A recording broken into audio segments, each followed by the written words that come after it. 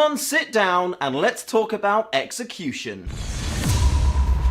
Objective and stopwatch have always been our bread and butter, the ultimate realization of what makes a splash damage game great.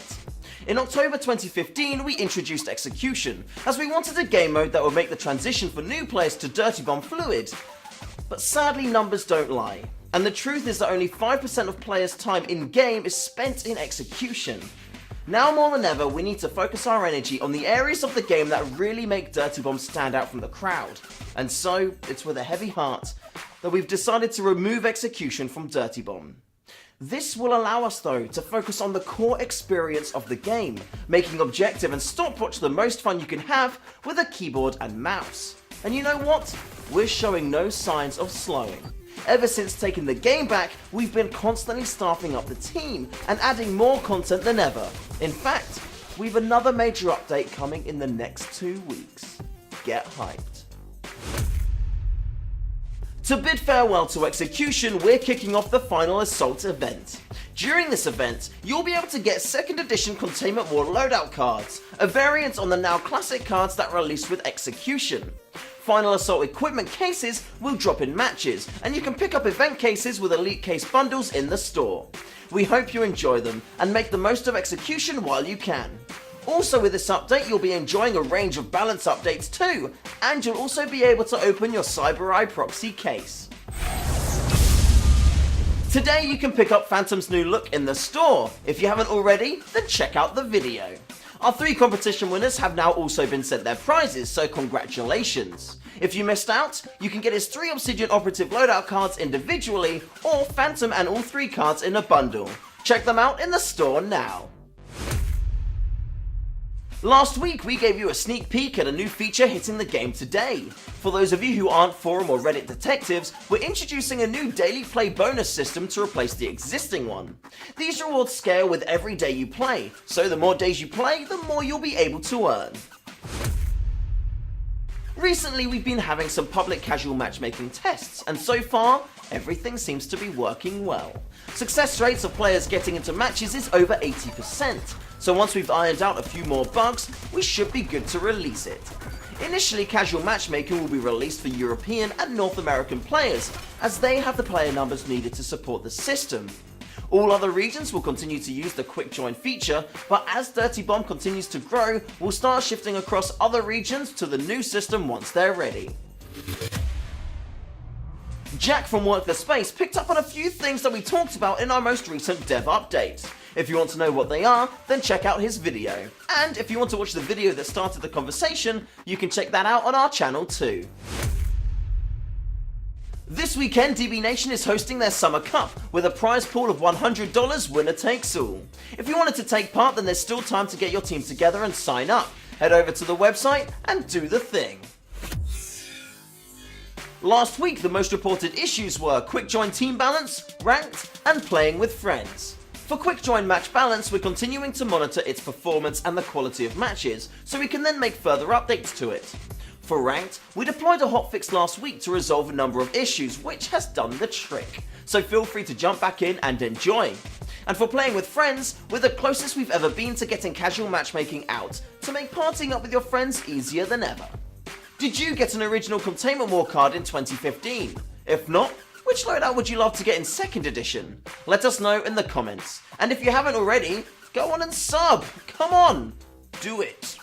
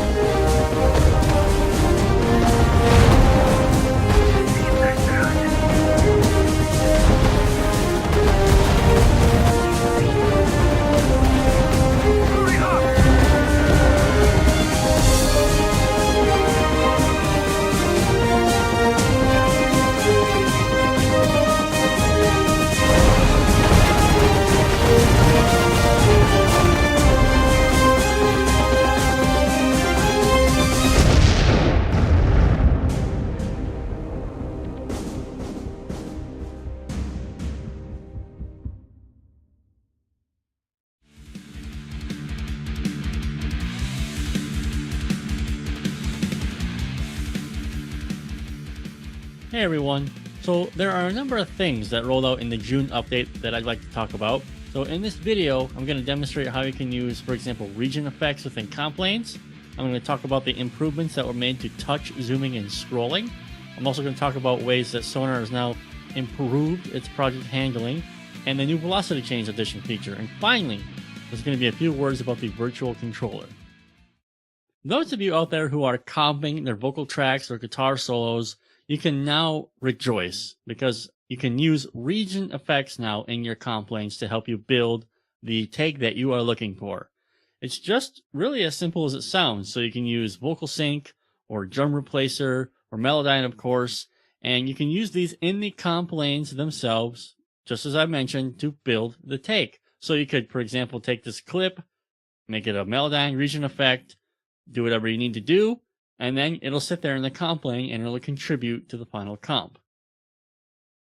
Moving on from that, we have the improved touch zooming and scrolling. So folks who use touchscreens are going to be jumping up for joy because the June update to SONAR really improved overall touch point detection and the overall interaction that you have with the screen. The updates now make your zooming and anchoring movements feel totally fluid and natural. So with the improvements, it'll be easier, for example, to navigate around your session, or if you want to do some detail work such as zooming into a specific drum hit or transient, it's going to be a lot easier and more fluid. All these improvements are for both the track view and the piano roll view. With project handling, SONAR will now help with the storage and organization of projects you create and do a better job of it. You won't have to sit wondering, where are your files? Where did you save them to? Are they in the correct place? If you move to a different place or you put it on a USB stick, are you going to have all your files with you? You don't have to worry because folders will automatically be created and be associated with the project that you are saving. This means you won't have to make any folders beforehand. And another cool aspect of this is that anytime you would, for example, execute a save as or save as copy later on in the project that you're working on, SONAR will intelligently handle the files. If that means creating extra folders, SONAR will create extra folders at a new location, or if you're saving in the same location, SONAR will recognize that and no folders or extra files will be created. This is awesome because now you can just focus on being creative instead of having to worry about where your files are or various other technical issues. Moving on to the virtual controller. Now, first of all, if you're not sure, the virtual controller itself actually is a way that you can play instrument keyboards or instruments with your actual keyboard. You can also play drums this way, by the way. It's now been separated into two different items. So you have your computer keyboard and then the piano keyboard. So if you hit Alt plus 0, you're going to get the computer keyboard. And then the Alt plus Shift plus 0, you're going to get the piano keyboard. If you have either one of these open when you save a project, the one you were using will open in the project when you open it later.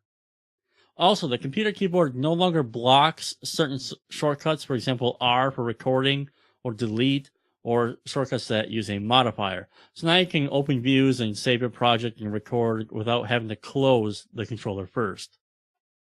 Finally, we have the velocity change addition, which I'm personally quite excited about. So this is exactly what it sounds like, and it's a welcome addition, to me and anybody else who would do a ton of MIDI programming, especially drums. So the first thing you're going to want to do is you're going to want to enable this feature. Open your preferences, head down to customization, then look at the editing part right here, and then you're going to see the words velocity addition. You're definitely going to want to click on that. So all this means really, it's very simple. It just means that when you're changing the velocity settings of MIDI notes, you'll get automatic feedback of what it sounds like. So you won't have to change the velocity setting, play the song, listen to it, change the velocity setting, play the song and listen to it. It'll just make MIDI programming far easier and faster, especially in terms of drum humanization.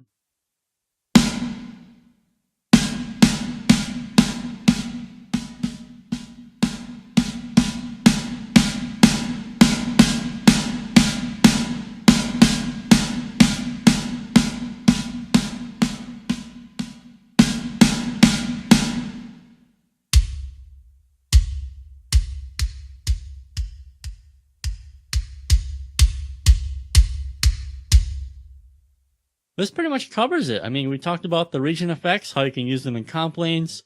We talked about how you can enable the new velocity change addition feature. We also chatted about SONAR intelligently handling project settings. We talked about the touchscreen functionality improvements, and also how you can access the virtual controller in SONAR. So with that, I'd like to thank you for watching, and if you'd like to stay current on all of our future videos, consider subscribing, and better yet, click the bell icon so you can get an email notification when we've uploaded the next video. Thanks a lot, everybody. See you in the next video.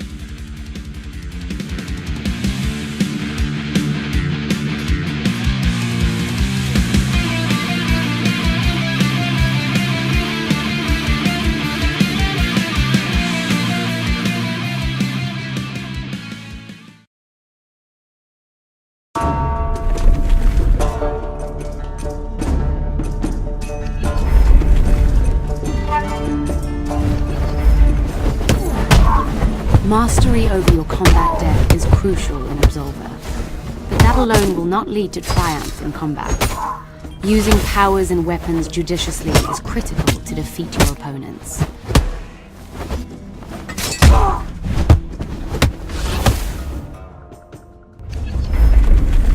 Tension shards.